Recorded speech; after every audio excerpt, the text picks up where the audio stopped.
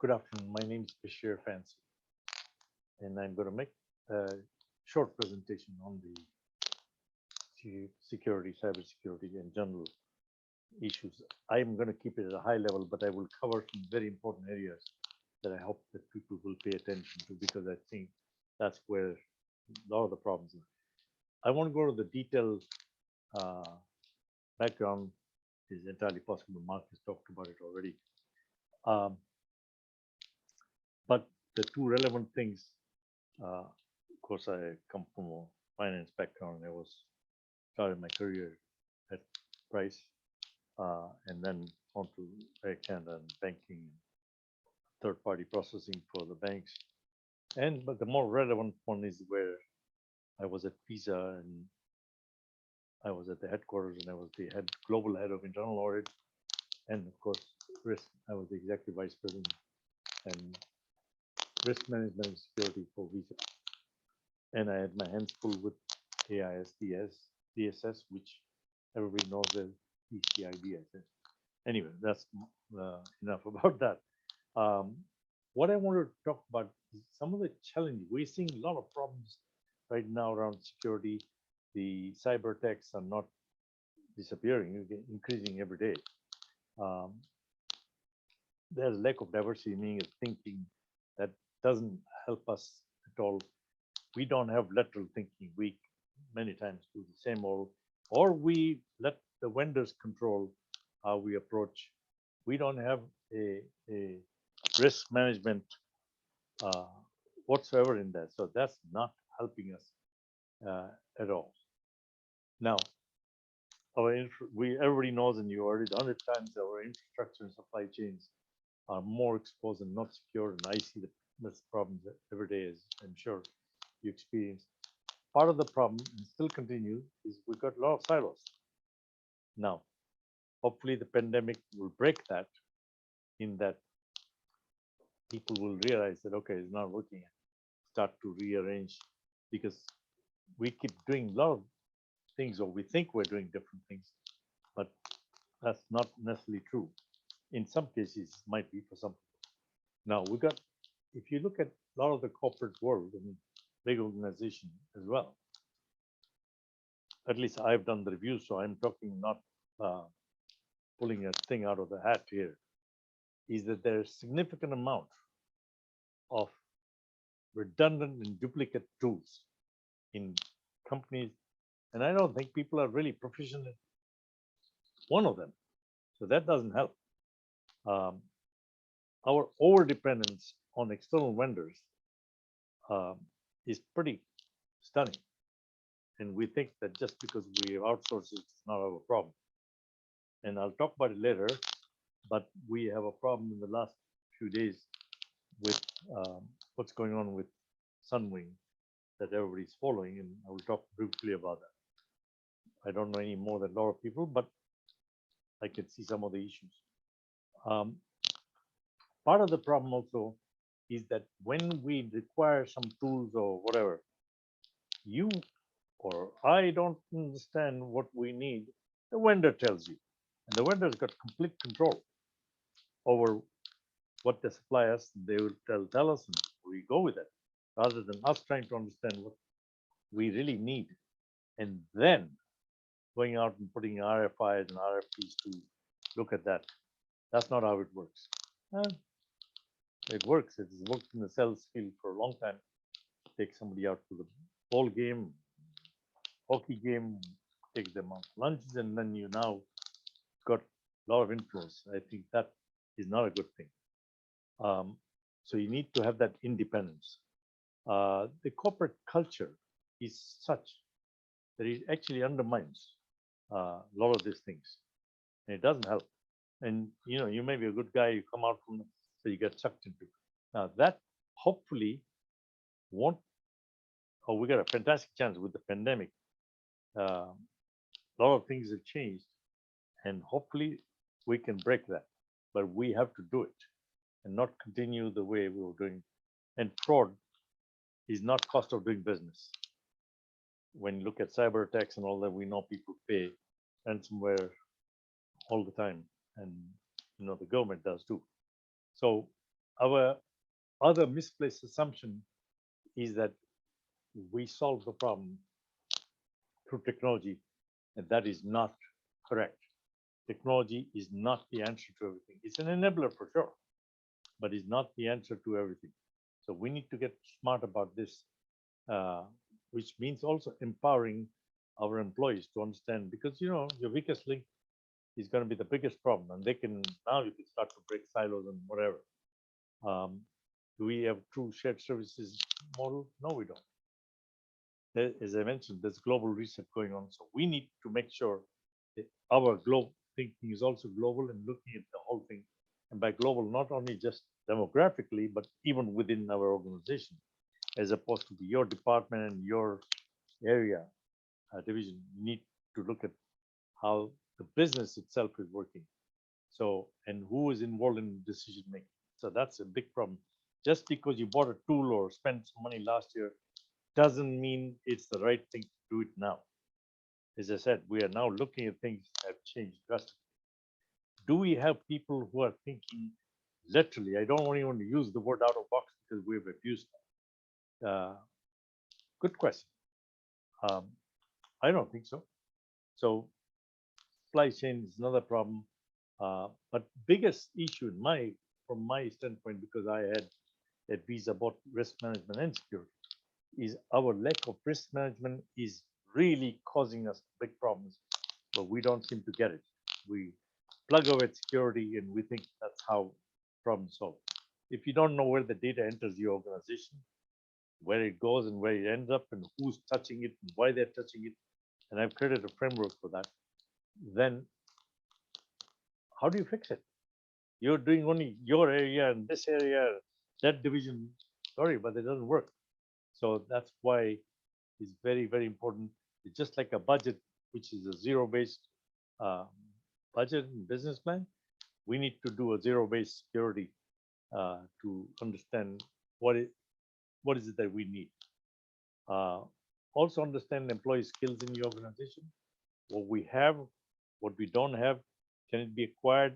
Can it be people can be trained? Possible. You don't have to start firing people. You can train people and do that. So structure is also very important because of the structure. Now, classic one is the chief privacy officer reports to the legal counsel. I understand because there are legal ramifications. And guess what? Can they actually do the things on the system side? No, they can't because you got technology people handling that. So if you're reporting here, but everything you need to get done is on the other side, how do you actually achieve that? So I think we need to understand and change the structure also. If we're all going to be worrying about the quarterly reports as we do, and that's where bottom line making money is the driving motivation, then we're asking for trouble. We're already in trouble, and there'll be bigger trouble. So routine task automate. Don't waste your time and effort on that. Um, and leaders must make sure that you understand business and therefore you walk the talk. And good security is not going to be just one thing. It's a result of doing many things right. And culture is the same thing too. So now we all know what to do. If you go into any company, people know what the job they have to do, but they don't know the why, and the why has changed and continues to change. And then we get in trouble because we don't understand. That's why I mentioned the word lateral thinkers, so that you start to look at it and saying, okay, that was the problem. I understand. What is the problem now? And is this solution that we keep continue to apply working or doesn't work? So unless we're doing that, we are not helping.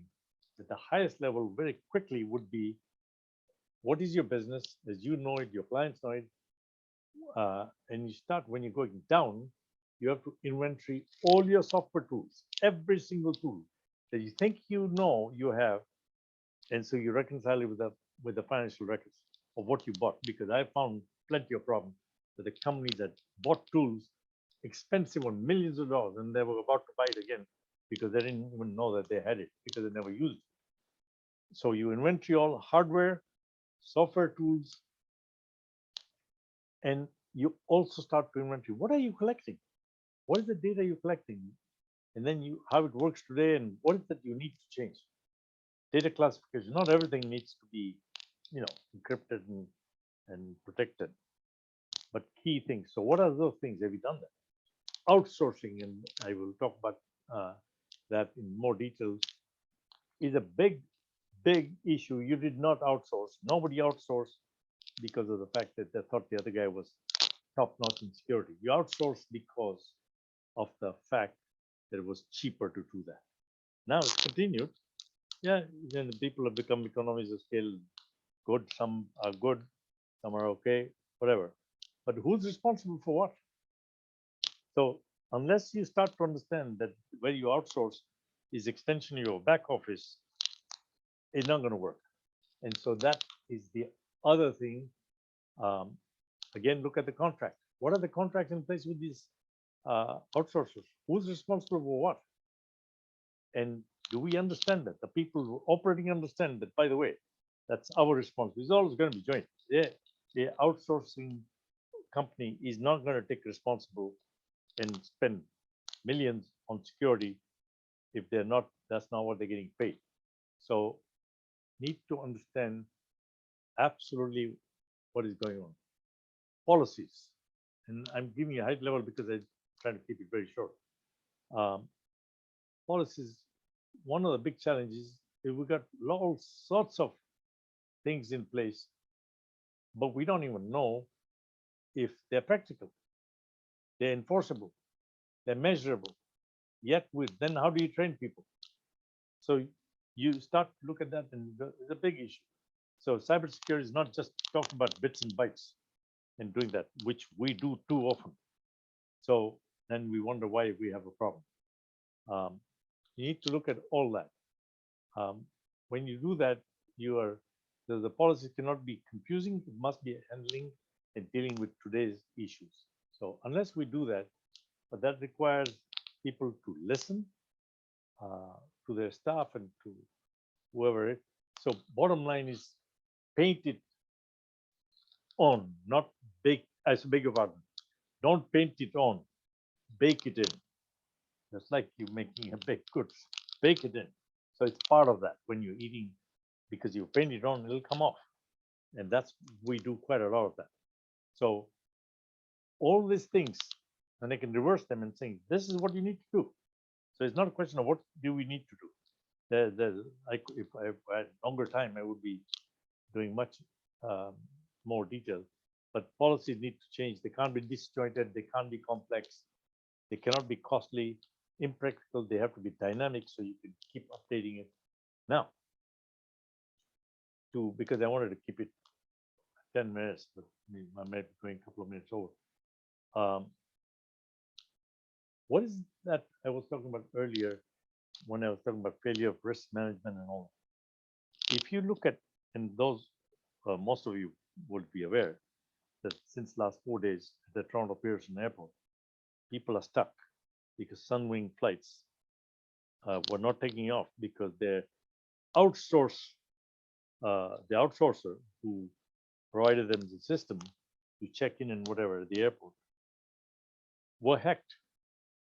So people are furious. This is from Sunday afternoon, I believe it is. So Sunday afternoon, Monday, Tuesday, today is Wednesday, and still people are facing delays. And yesterday, the CEO comes out and says that, okay, we'll compensate you if your delay was over 3 hours to whatever.